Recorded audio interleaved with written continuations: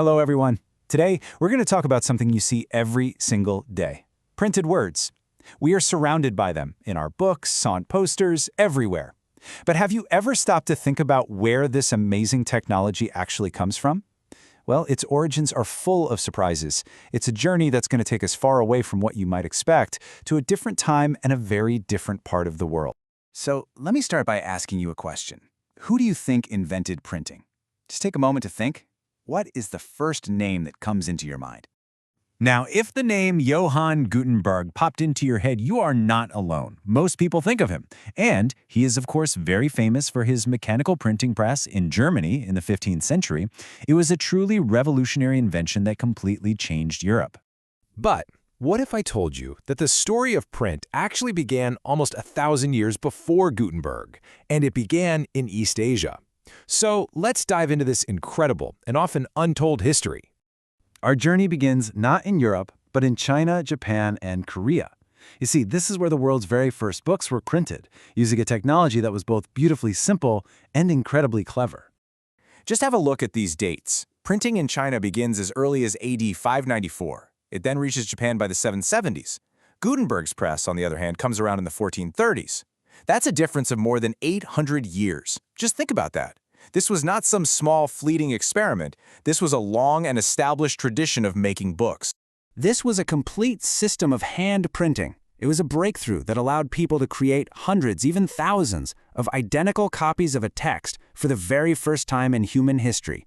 Imagine going from one single book written by hand to hundreds. It was a revolution. So the question is, how was it done?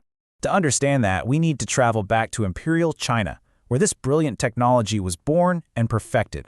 Let's see how this incredible process actually worked step by step. Okay, now I want you to imagine this. First, a calligrapher would beautifully write the text for an entire page on a thin sheet of paper. This sheet was then pasted face down onto a smooth block of wood. Then a skilled craftsman would carefully carve away all the wood where there was no writing. This left the written characters raised up from the block, like a giant, beautiful stamp. The block was then inked up, a fresh sheet of paper was pressed against it, and there you have it, a printed page. And this is the stunning result. This is an actual page from the Diamond Sutra, printed in the year AD 868. Just look at the precision. This technology could perfectly copy the delicate strokes of the original handwriting. So you see, it wasn't just about copying words. It was about preserving art itself. So why China? Well, it was like a perfect storm of factors that all came together. First, they had already invented paper, which was the ideal material for printing. Second, the imperial state had a huge government system that needed a large number of textbooks for its civil service exams. And as more and more people took these exams, the demand for books just exploded. Religion, especially Buddhism, also played a very big role. Missionaries wanted to spread their holy texts far and wide. And finally, cities were growing, creating a new audience that was eager to read stories, poetry, and plays just for leisure. Now, from China, this incredible technology traveled to its neighbor, Japan. And there, it took on a completely new life in a very, very artistic form. Just as in China, it was religion that acted as the vehicle for this new technology. Buddhist missionaries brought hand printing to Japan in the 8th century. And at first, they used it to reproduce religious texts, like the beautiful Diamond Sutra we saw a moment ago. But soon, print in Japan evolved beyond religion and into art, giving rise to a beautiful art form called ukiyo-e. Ukiyo is a lovely term. It means pictures of the floating world. It was a way of capturing the fleeting, everyday moments of city life. You can almost think of it as the art of the common people. These prints give us a vivid window into the elegant city life of Edo, which is modern-day Tokyo. We can see artists, famous actors, beautiful courtesans, and people just gathering in tea houses. For the very first time, print made art and images of popular culture accessible to everyone, not just the very wealthy.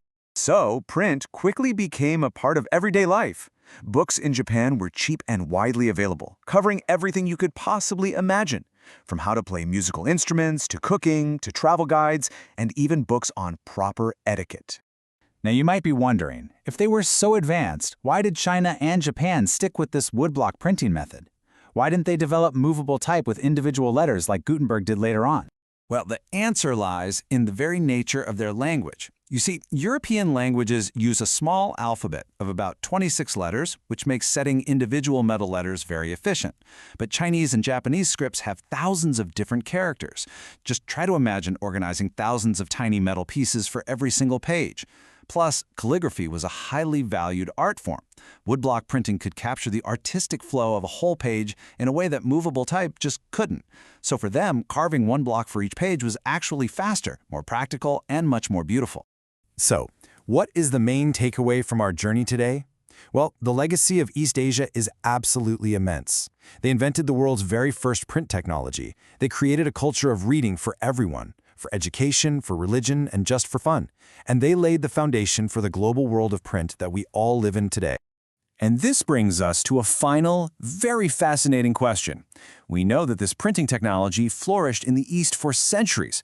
So how did this knowledge eventually travel all the way to Europe and spark the printing revolution that reshaped the Western world? Well, that is another story for another time. Thanks for joining me on this journey through the history of print.